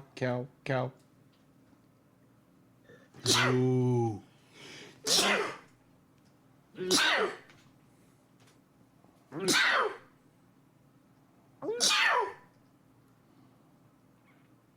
Oh, God. 5. Yeah, 5. Now I can't see. Ow. No, I don't know why that's still become a meme on ours. 'Cause every time he sneezes, I have to start counting. Everybody starts counting. No, Because you do sneeze a lot when you sneeze. I do. So oddly enough, today, I'm sneezing my head out most of the day. I sneezed once, and that was it. I was like, what the snot is going on? Normally, I sneeze like 5, 6, 7, 8, 9, 10 times. Right. And most of them be like, I'm out of breath. My chest hurts. This is like uncanny. I sneeze once. What is wrong with me? Mm-hmm. But yeah. Ugh. I'm going to borrow a paper towel. Go ahead. Thank you. Because I like to breathe and my sinuses are draining.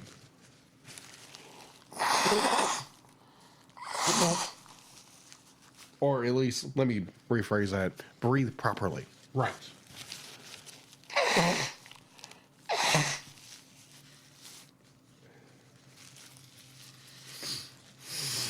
Oh, so much better.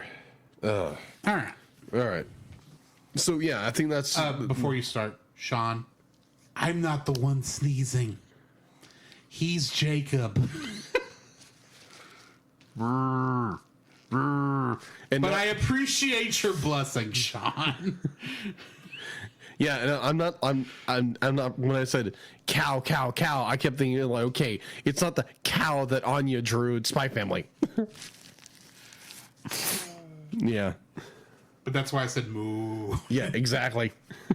Anyway. All right.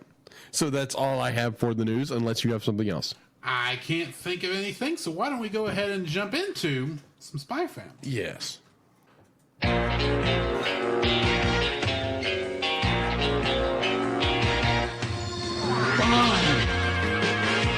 James Bond Jr.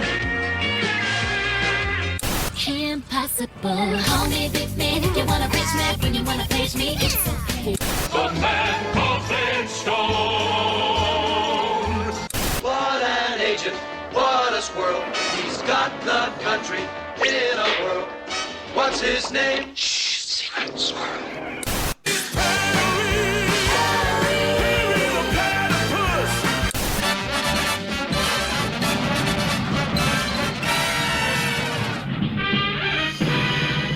Johnny Quest.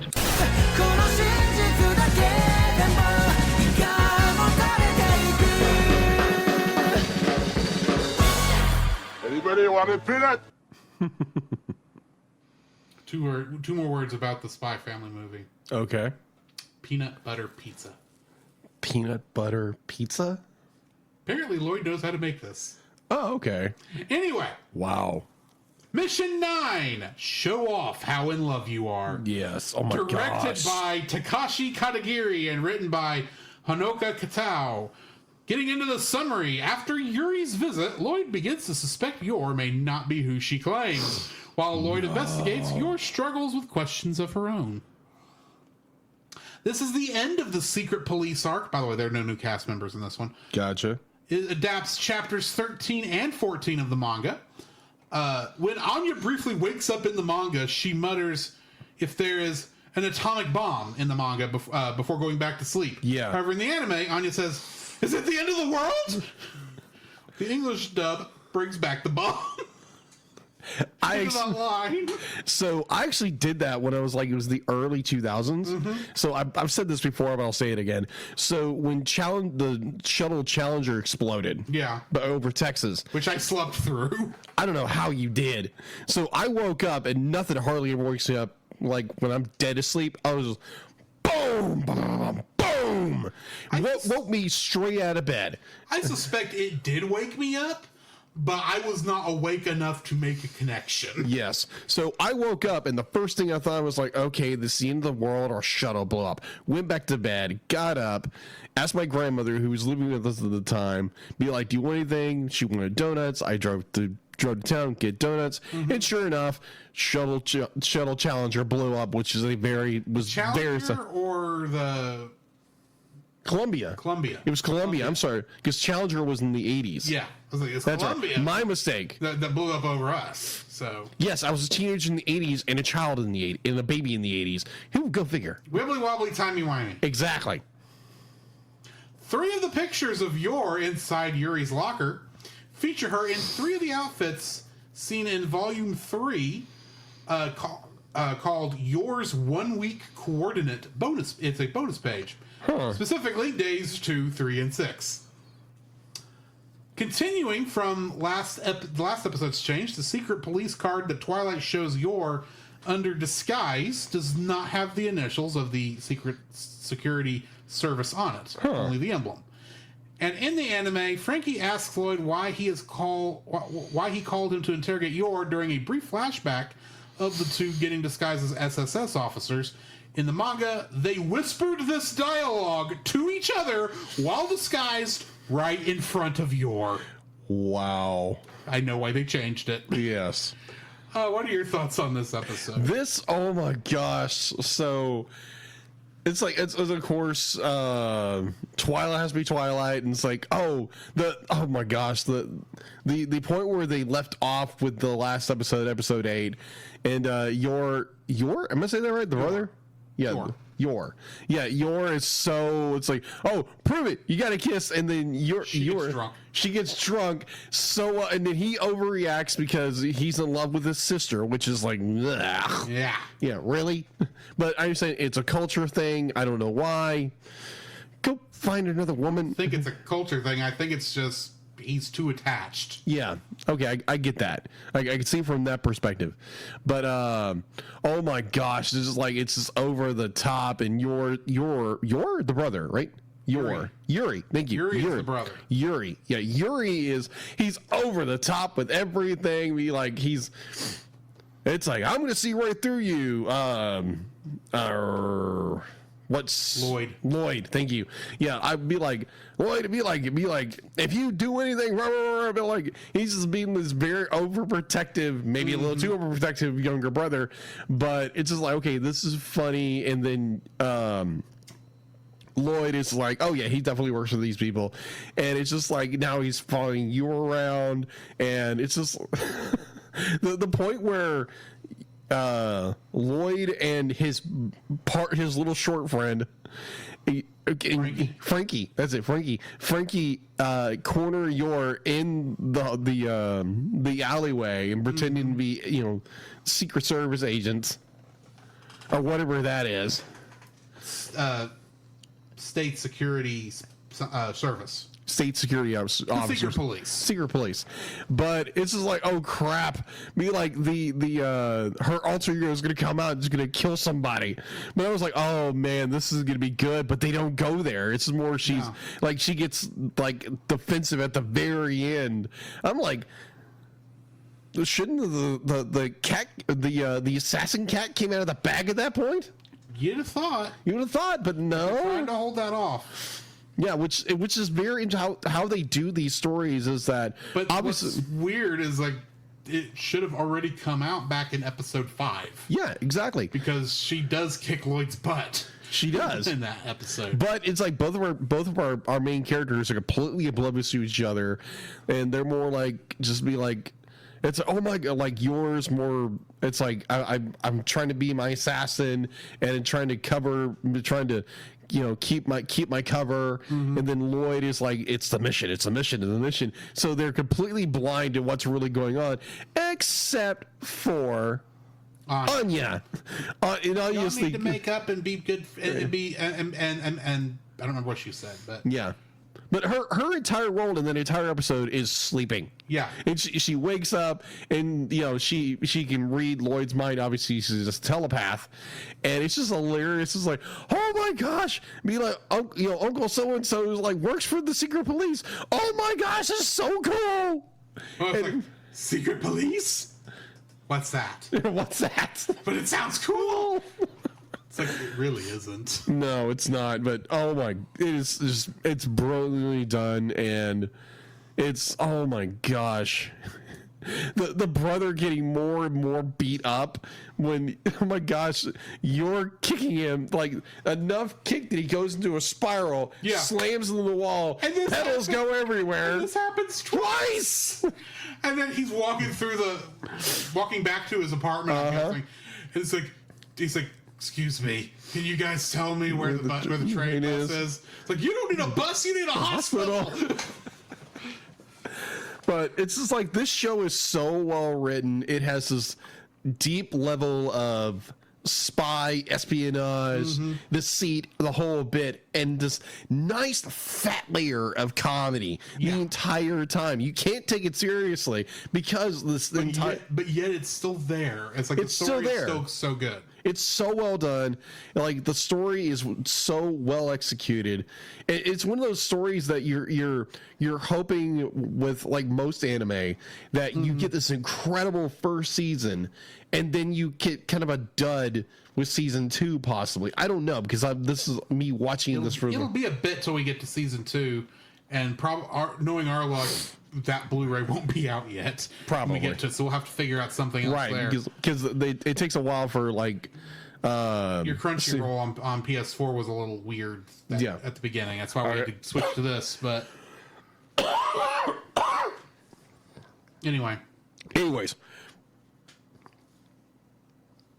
great episode, funny as all out, and Anya being Anya, just it's like, oh my gosh, I can't believe I slept through it. She sleeps through everything. Yeah, I'm like, wow. Either you just had the roughest day in the world, or you just sleep through tornadoes and apparently big fights throughout the entire house.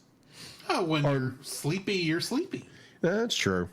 I sleep through storms all the time. So I can understand that, but I think it's more this very clever storytelling, this very not double storytelling, but it's got this very unique story, which I'm loving so far. And then we get into episode 10. Mission 10, The Great Dodgeball Plan. Oh my god. Directed by Norihito Takahashi and written by Daishiro Tanimura. Yes. In this episode, a rumor spreads among the first graders that if they do well in PE, they will be rewarded with Stella Stars. Anya is determined to get one, so she trains with Yor. Thus begins the dodgeball match between Cecil Hall and Wald Hall. Oh my This is the beginning of the Stellar Star arc, by the way.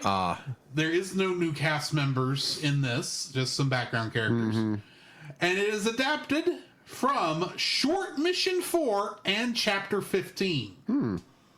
The beginning of this episode adapts Short Mission 4 with some altered dialogue and scenes. As in the manga, the short chapter takes place after Eden's midterm exams instead of before the dodgeball game. In addition, the Cecil dorm mother's cameo and Henry writing to his family were cut from the episode. This is the first episode to adapt one of the short missions, but certainly not one of the last. Bill's trump card move, the Super Slider Shot, is renamed in the anime as the Homing Slider Shot. Homing Slider Shot. Anime exclusive content. The scene of Damien looking at the photo from episode 6, which itself, as said before, deviates from the manga because it actually includes him, as he wasn't drawn in the original. and Emil and Ewan looking at a yearbook or new. When Emil goes to point at the date of the dodgeball game on the calendar, one of the characters drawn on it closely resembles Danpei Ichigeki, the main character of Tetsuro Kohito's Hono no Toki Yuji Dodgeball Danpai, which the episode also pays tribute to. It's a dodgeball. Okay. And a manga, I believe. Got it. Or anime. Well, while Henderson reads in his office, the song Concerto for Two Violins in D minor plays in the background on his gramophone. The sequence of Yor training Anya for the game. So good. In the manga, Yor's training is only briefly alluded to right before Anya throws the ball at Bill. Some of the dialogue shown at that point in the manga is moved in the anime to right after Anya tells Lloyd and Yor about the dodgeball match. The flashback scene showing Bill's training and his father, who is a character mentioned but not shown in the manga. That's still one of my favorite things when you see Bill's father. And after you've seen what looks like an adult being a first grader. You're not kidding. The flashbacks of Damien, Emil, and Ewan preparing and training for the game, as well as all their practice moves that fail to hit Bill. The scene of Emil and Ewan being taken out by Bill is changed and expanded. Lastly, during those flashbacks, we get to see into the imaginations of these three. Oh yeah, that's one funny. of which is a direct reference to Dragon Ball Z. Yes, it is. With Damien appearing to be on Planet Namek, with the tire swing that he was trying to push being replaced by a purple Kai energy blast, perhaps Vegeta's Gallic gun heading towards him. I love this episode. Oh, yeah, you're not kidding. This is just so much fun. Yes. And I especially love how it ends. Yes, oh my gosh. We get this great power-up moment from Anya. Yeah. She's getting ready to do her stellar star shot or whatever she called it. Yes. And she goes to throw it and it bounces. A couple times, rolls to Bill, and Bill just throws it, hits her, and it's like, and you're out. The other team wins. And I'm like, that's about how I expected this to end. Yes. I am on record for calling this the greatest tournament arc in anime because it is technically a tournament. Yes, it is. We don't get to see any of the other volleyball matches or dodgeball matches, but it's technically a tournament. And it's just so much fun, especially with Yor's training. Oh my gosh. Yeah, you're not kidding. How many of those trees were destroyed? Yes. And how freaking strong is this woman? Oh my gosh. She's very strong. And she broke Yuri's ribs when she was young, when they were younger. Yes. But Anya is just so on fire for this, and it just blows up in her face like you have to, like we all expect. Oh yeah. I just love how they went all out with this, like they did with episode 5, because they didn't have to go this far. No, they could have just been a quick story. And it's like, oh, that was nice, but no, it's like it's treated like the most important event in the show, and so anticlimactically, but in a beautifully anticlimactic way. Yes, and I just love that. Yes, agreed. What are your thoughts? I have the exact same thought of it's a very, oh my gosh, they play the tension is ratcheted so high where the characters be like, oh, we're gonna get these stars for this game. Oh yeah, we gotta train so hard, and everybody's so competitive, and the whole enchilada, and you have this first grader who's an adult. They explain Bill by saying he developed super early. He's a super early bloomer. Yeah. And he's like the son of a general. Yes. And he's drawn like he's a teenager. Yeah. Or really more like a young adult. Like who is participating in this thing almost to the point of it being completely unfair. Yeah, it's so absurd. It's so it's so at that point funny. It's absurd. It's like you don't start taking it seriously, and then you get that one scene where we see him talking to his father, and you have that weird juxtaposition because he looks like an adult in comparison to everybody else, and then you see him talking to someone who's half giant. A giant. And it's like, this probably not any taller than Lloyd is, but it was just so weird and fun. Agreed. Anyway, yeah, it's like, again, this grand build up of like your training. Anya, oh my gosh, it's so great because you see this little pint-sized little girl trying to keep up with this assassin, and she's just faltering every time and working so hard, and you get this like, oh my gosh, we're getting this epic moment. You know it's gonna fail, and it's like she's like reading. What's the boy's name? Bill. Be like reading his thoughts and just dodging everything. It's just the heightened tension and how it's like, oh yeah, I'm gonna sacrifice myself for you and blah blah blah blah. Remember my name, tell my story. So dodgeball, and it's like, so you finally get this final confrontation between Bill and Anya, and Anya's got the ball and she's revving up and she's like, we do exactly what Mama did, and winds up and just bam, hits it in the floor. Boop, boop, boop, boop, boop. Boom, boop, out.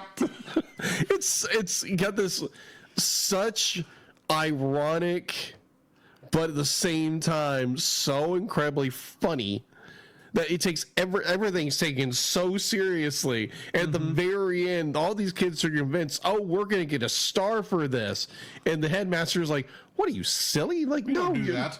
Though, considering you did mention you were going to kill her, I think that might be deserving of a lightning bolt. Yes. I can't remember what they call it, Tetris bolt or something like that. Tetris bolt. It's German for lightning, by the way. Yes. But oh my, this episode is so well done. It's so funny, so well crafted, and there again, it has this tournament arc feel to it. When it's one episode and it's played so seriously, all the characters, oh my gosh, it's life and death. I will sacrifice myself for you. Be like, you're our last hope, and just pins it beyond belief. It's so great, so funny, and like all these heroic shots of characters. Definitely Anya when she's be like, oh, I'm the last one, and be like, I'm gonna make my daddy proud, and just buries the ball in the ground. It's so good. So good. I'm so thankful you brought this to the table to be reviewed because it's so good. It's so funny. To mention, episode 10 was like when I saw that back in 2022. Okay. I was like, we've got to get this on the show somehow. Yeah. This episode is the one that made me want to get this on the show. Okay. So like from Tangled. the beginning. Like Tangled. Yeah. It's like, because it does nothing to push the story along, admittedly. But Fair. it is just so funny. Now, granted, it is starting up this arc of heading towards maybe a Stella Star. I'm not going to spoil anything, of course. Right. But it's Anya's quest to get one. Yes. So, yeah. This is one of my favorite episodes. Fair. To get right down to it. So, I think that's about it. Yes. On this episode. Next week, we are actually finishing up our season, or the first half season of Spy Family. Yes. With the next 2 episodes. We are then, because of the chaos of the next couple months, going to take a break with TAS until August, when we do return after the hiatus. Since, Jacob here is getting married. Ta-da.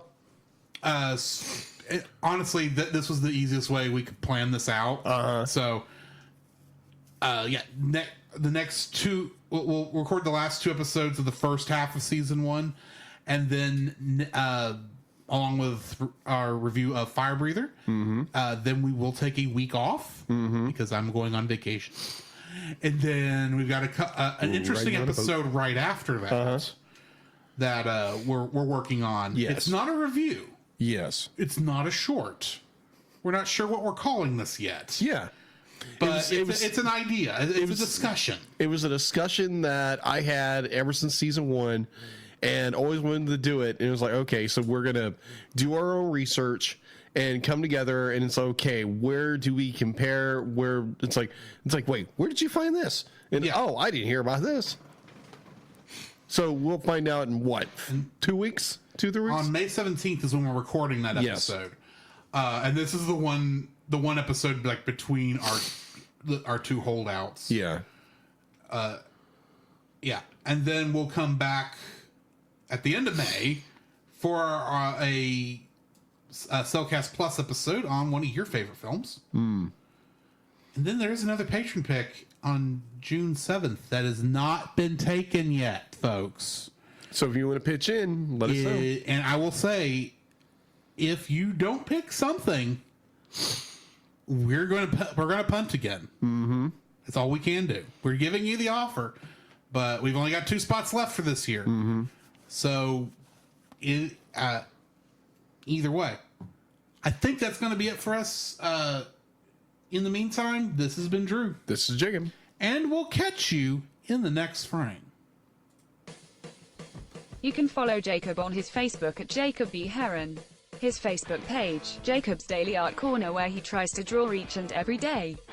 His Instagram at Jacob B. Heron. His Twitter at Jacob Heron. And his Letterboxd at Jacob Heron. You can find Drew on Facebook at Drew Dodgen. His Facebook page, Drew's Photo Bin, to see his photography. His Letterboxd page at GGeorge759. His Twitter at GGeorge759. And Instagram at Drew Dodgen. You can like us on Facebook at the Cellcast Podcast, on Twitch at the Cellcast Gaming, on YouTube at Cellcast, on Twitter at cast_cell. The Cellcast can be found at Apple Podcasts, Google Play Podcasts, Stitcher, Spotify, or anywhere else fine podcasts are downloaded from. Please rate and review us where you found us, and also on Podchaser. Email us at thecellcastpodcast@gmail.com. The Cellcast is a proud member of both the Pop Americana and Culture Box media networks. For more information, please see the link in the description. Our theme song is Drop and Roll by Silent Partner. And remember, that's Cell with a single L.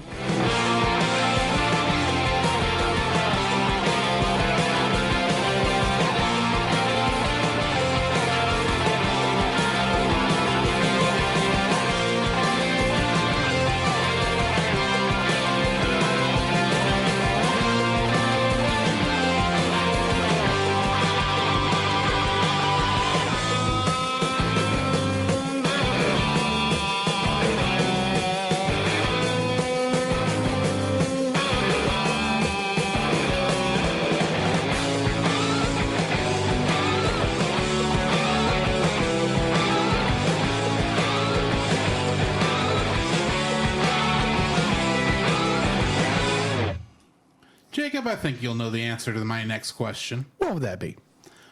When someone asks if you're a god, what do you say? Tell them no. And that is why you lose to Zool. Or Gozer. Sorry, Gozer. Zool's the dog. Come on. That's so cool. Yeah. And Bond is not here yet. Wow.